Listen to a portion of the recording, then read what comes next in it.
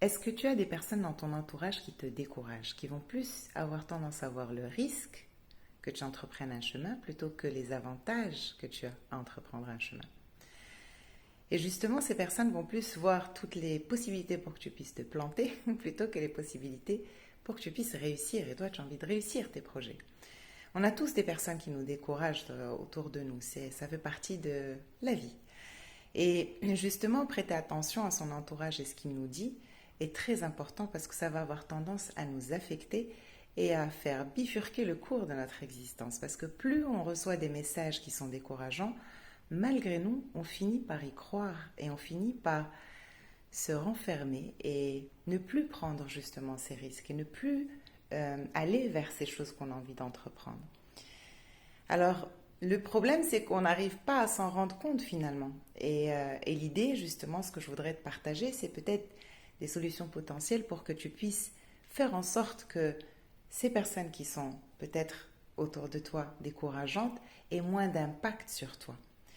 La meilleure manière de pouvoir le faire, c'est de pouvoir déjà s'en rendre compte. Parce que le problème, c'est qu'on ne s'en rend pas forcément compte. On se laisse glisser et ces pensées se nourrissent insidieusement dans notre tête sans qu'on s'en rende compte.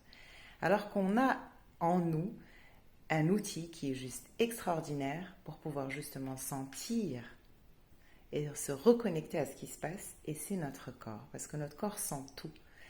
Et dès que quelqu'un va te décourager, prête attention la prochaine fois avec des paroles, avec des fois juste un geste ou juste un regard. Tu vas sentir dans ton corps quelque chose qui se ferme.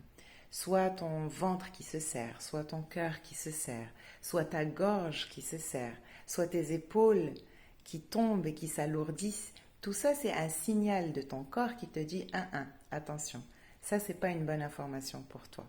Alors, c'est vrai que les personnes qui découragent, parfois, ils ont des informations qui sont intéressantes pour nous apprendre, pour nous aider à mieux aller vers notre chemin. Je te parle particulièrement des personnes qui ont systématiquement cette tendance à te décourager ou à décourager en général. Ressens-le dans ton corps et ressens que c'est là. Et à partir du moment où c'est là, tu peux faire deux choses. Soit continuer à écouter la personne, soit trouver un moyen, que je vais te donner dans un instant, pour te déconnecter de ce que la personne dit. C'est vrai que socialement, quand quelqu'un parle, on se sent un petit peu obligé d'écouter cette personne. Alors on peut chercher à bifurquer la conversation vers autre chose, changer de sujet. Parfois, c'est un petit peu compliqué. Et quand c'est compliqué, l'astuce, c'est de te tourner vers ta respiration. Juste ça. Et je te jure que ça fait des merveilles. C'est comme si tu mettais des espèces d'oreillettes sans t'en rendre compte.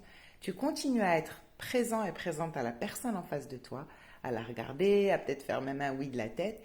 Tu te tournes à ta respiration, tu n'entends plus les paroles. C'est les paroles qui vont justement rentrer à l'intérieur. C'est les mots qui vont aller chercher à se nicher à l'intérieur de toi et te décourager.